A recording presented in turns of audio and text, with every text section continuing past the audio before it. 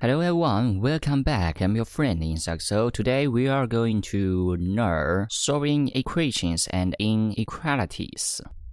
Again, I don't know why. It seems like I already watched a few of them. It's like I have watched them all.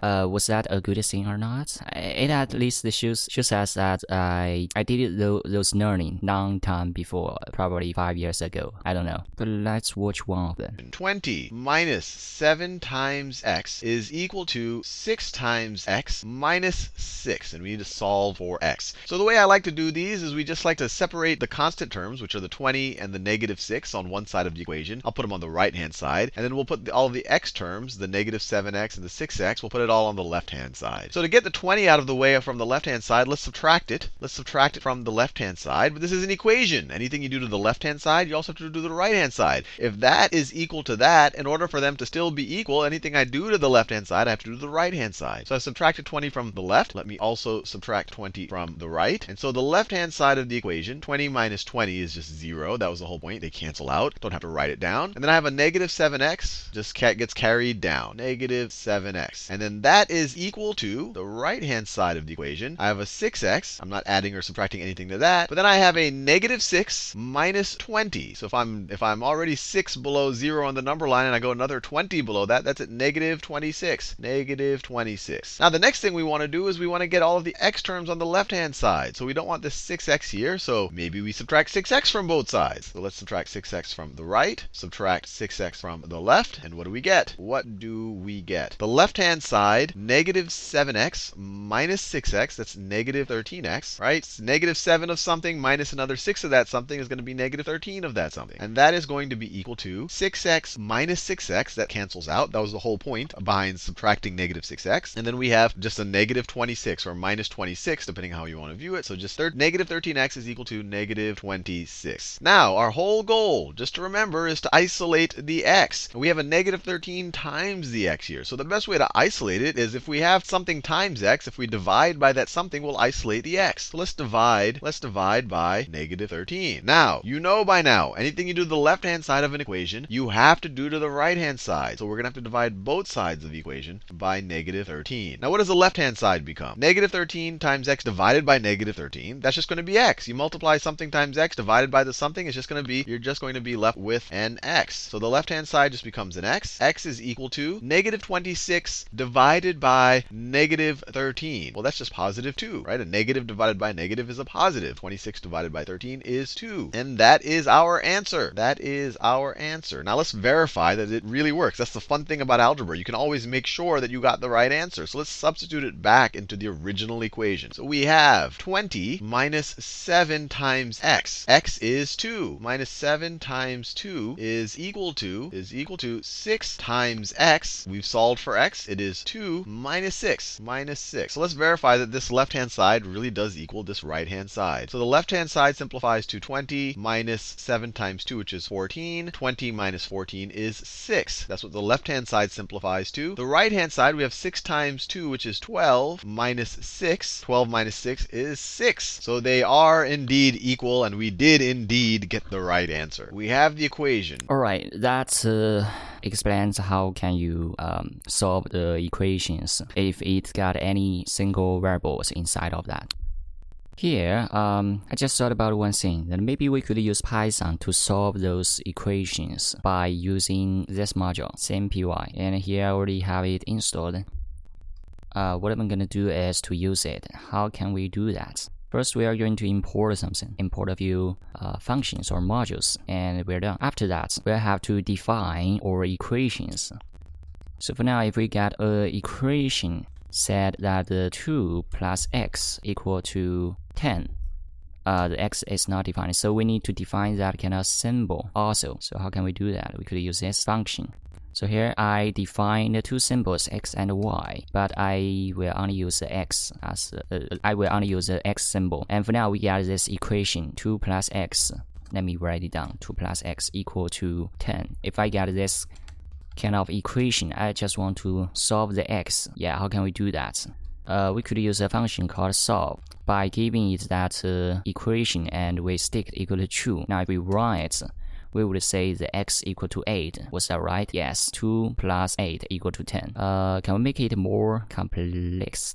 For example, if I change this plus symbol to times, 2 times x equal to 10, what's the result would be? X equal to 5, so 2 times 5 equal to 10. That's awesome. So this shows you the basic idea of how to use Python to solve equations. Now let's have a look at the inequalities. Solve for x, and we have 5x plus 7 is greater than 3 times x plus 1. So let's just try to isolate x on one side of this inequality. But before we do that, let's just simplify this right-hand side. So we get 5x plus 7 is greater than, let's distribute this 3. So 3 times x plus 1 is the same thing as 3 times x plus 3 times 1. So it's going to be 3x plus 3 times 1 is 3. Now if we want to put our x's on the left-hand side, we can subtract 3x from both sides. That'll get rid of this 3x on the right-hand side. So let's do that. Let's subtract 3x from both sides. And we get, on the left-hand side, 5x minus 3x is 2x plus 7 is greater than 3x minus 3x. Those cancel out. That was the whole point behind subtracting 3x from both sides. Is greater than 3. Is greater than 3. Now we can subtract 7 from both sides to get rid of this positive 7 right over here. So let's subtract 7 from both sides, and we get on the left-hand side 2x plus 7 minus 7 is just 2x is greater than 3 minus 7, which is negative 4. And then let's see, we have 2x is greater than negative 4. If we just want an x over here, we can divide both sides by 2. Since 2 is a positive number, we don't have to swap the inequality. So let's just divide both sides by 2, and we get x is greater than negative 4 divided by 2 is negative 2. So the solution will look like this. Draw the number line. I can draw a straighter number line than that. There we go. Still not that great, but it'll serve our purposes. Let's say that's a negative 3, negative 2, negative 1, 0, 1, 2, 3. X is greater than negative 2. It does not include negative 2. It is not greater than or equal to negative 2. So we have to exclude negative 2. And we exclude negative 2 by drawing an open circle at negative 2. But then all of the values greater than that are valid x's that would satisfy this inequality. So anything above it will work. And let's try something that should work, and then let's try something else that shouldn't work. So 0 should work. It is greater than negative 2. It's right over here. So let's verify that. 5 times 0 plus 7 should be greater than 3 times 0 plus 1. So this is 7, because this is just a 0. 7 should be greater than 3, right? 3 times 1. So 7 should be greater than 3, and it definitely is. Now let's try something that should not work. Let's try negative 3. So 5 times negative 3 plus 7. Let's see if it's greater than 3 times negative 3 plus 1. So this is negative 15 plus 7 is negative 8. That is negative 8. Let's see if that is greater than negative 3 plus 1 is negative 2 times 3 is negative 6. Negative 8 is not greater than negative 6. Negative 8 is more negative than negative 6. It's less than. So it's good that negative 3 didn't work, because we didn't include that in our solution set. So we tried something that is in our solution set, and it did work, and something that's not, and it didn't work. So we're feeling pretty good. Okay, it at least shows us the basic idea of the inequalities with variables kind of thing. Let's say to solve the inequality with Python, we may have to import another function. And from that, we may have to give it a bunch of different variables, for example, this one. So now if we got x minus 1 less than 0, can we get the result back?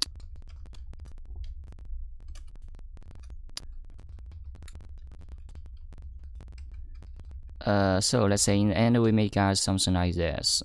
Negative x plus x greater or equal to... Yeah, I still do not understand what this means.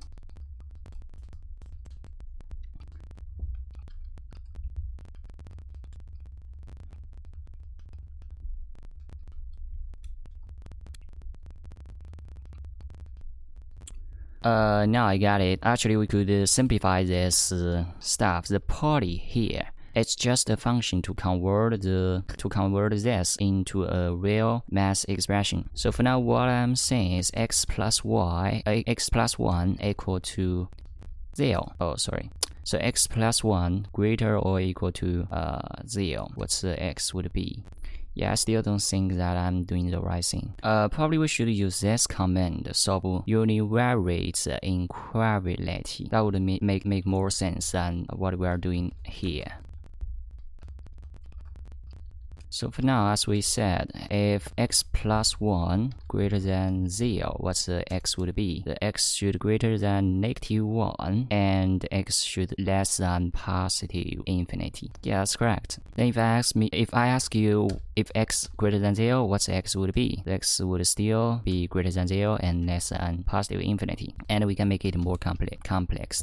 For example, if x squared has to be greater than 4, what the x would be? The x should greater than negative infinite and less than -2.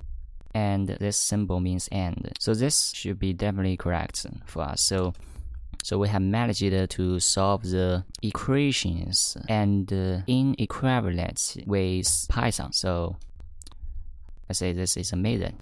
At least we could know that we don't have to worry about those things. Python could solve it for us. Let's have more examples. Let's do some compound inequality problems. And these are just inequality problems that have more than one set of constraints. You're going to see what I'm talking about in a second. So the first problem I have is -5 is less than or equal to x minus 4, which is also less than or equal to 13. So we have two sets of constraints on the set of x's that satisfy these equations. X minus 4 has to be greater than or equal to -5, and x minus 4 has to be less than or equal to 13. So we could rewrite this compound inequality as -5 has to be less than or equal to x minus 4, and x minus 4 and x minus 4 needs to be less than or equal to 13. And then we could solve each of these separately, and then we have to remember this and there to think about the solution set, because it has to be things that satisfy this equation and this equation. So let's solve each of them individually. So this one over here, we can add 4 to both sides of the equation. Let's add 4 to both sides of the equation. The left-hand side, -5 plus 4 is -1. -1 is less than or equal to x, right? These 4's just cancel out, and you're just left with an x on this right-hand side. So this part right here simplifies to x needs to be greater than or equal to -1, or -1 is less than or equal to x. So we could also write it like this: x needs to be greater than or equal to -1. These are equivalent. I just swapped the sides. Now let's do this other condition here in green. Let's do this other condition over here in green. Let's add 4 to both sides of this equation. Let's add 4 to both sides of that equation. The left-hand side, we just get an x, and then the right-hand side, we get 13 plus 14, which is 17. So we get x is less than or equal to 17. So our two conditions, x has to be greater than or equal to -1 and less than or equal to 17. So we could write this as, again, as a compound inequality if we want. We can say that the solution set, that x has to be less than or equal to 17, and greater than or equal to -1. Has to satisfy both of these conditions. So what would that look like on a number line? On a number line. That's our number line right there. Let's say that this is 17. Maybe that's 18. You keep going down. Maybe this is 0. I'm obviously skipping a bunch of stuff in between. Then we would have a -1 right there. Maybe a -2. So x is greater than or equal to -1. So we would start at -1. We're going to circle it in because we have it greater than or equal to. And then x is greater than that. It's greater than that. But it has to be less than or equal to 17. So it has to be less than or equal to 17. So it could be equal to 17 or less than 17. So this right here is a solution set, everything that I've shaded in orange. And if we wanted to write it in interval notation, it would be x is between -1 and 17. And it can also equal -1. So we put a bracket. It can also equal 17. So this is the interval notation for this compound inequality right there. Let's do another one. Let me get a good problem here. Let's say we have -12. I'm going to change the problem a little bit from the one that I found here. -12 is less than 2 minus 5x, which is less than or equal to 7. Okay, just think about this. We probably could solve it by ourselves. So we start from the center. For the center, you got 2. So for each side, I'm going to -2. So -12 minus 2 less than -5x less or equal to 7 minus 2. So in the end, this could be -14 less than 5x less or equal to 5. And also for the center, we got negative 5, so we divided it out. In the end, we got x, and for each side, we also divided it by negative 5. I know it's kind of ugly, but that's how we do it. So both sides we divided by negative 5. In this case, we would get something like this. 5 divided by 16 less than x less than negative 1. I don't know if this is correct. Let's just have a look at the answer. Clearly, we made something wrong. If you ask me why, it is because if we have to divide the whole equation by a negative number, this sign should be go to a inverse version, for example. So if we have to divide both sides by a negative number, we have to change the sign. For example, for the less than, it now becomes greater than, and for the less or equal, it becomes greater or equal. And we'll change we'll swap the two sides. So for now, it becomes 5 divided by negative 5 on the left side, and for the right side, on the right hand side, it now becomes something like this. So in the end, this could be this should also change. So in the end, it becomes something like this. Well, that's interesting.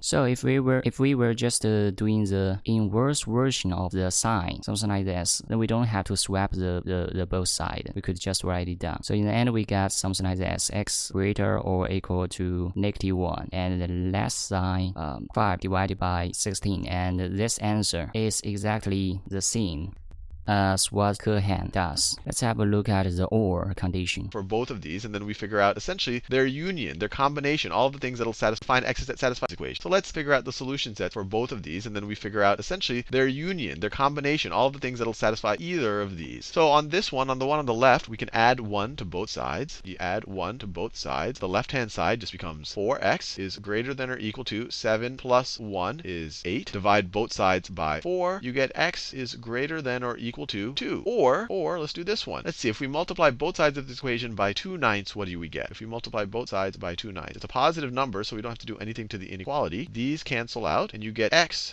is less than 3 times 2 over 9. 3 over 9 is the same thing as 1 over 3. So x needs to be less than 2/3. So or x is less than 2/3. So that's our solution set. X needs to be greater than or equal to 2 or less than 2/3. So this is interesting. Let me plot the solution set on the number line. Let me plot it on the number line. So that is our number line. Maybe this is 0, this is 1, this is 2, 3, maybe that is -1. So x can be greater than or equal to 2. So we could start, let me do it in another color. We can start at 2 here and be greater than or equal to 2. So include everything greater than or equal to 2. That's that condition right there. Or x could be less than 2/3. Or x could be less than 2/3. So 2/3 is going to be right around here, right? That is 2/3. X could be less than 2/3. And this is interesting because, if we pick one of these numbers, it's going to satisfy this inequality. If we pick one of these numbers, it's going to satisfy that inequality. If we had an and here, there would have been no numbers that satisfy it, because you can't be both greater than 2 and less than 2/3. So the only way that there's any solution set here is because it's or. You can satisfy one of the two inequalities. Anyway, hopefully you found that fun.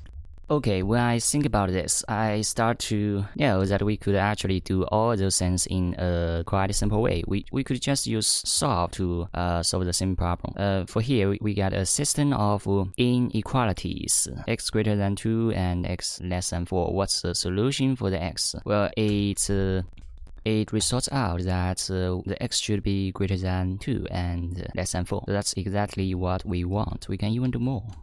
And it will solve that equations for us. So quite smart. This is this is why people love Python, because it's so powerful and useful. So this is today's video, and inside of this video we have learned how to solve equations and inequalities in a more advanced way. For example, by using the Python to solve that kind of problem. And I hope you guys enjoy this video. I will see you guys in the next one. No, in the next video. Bye!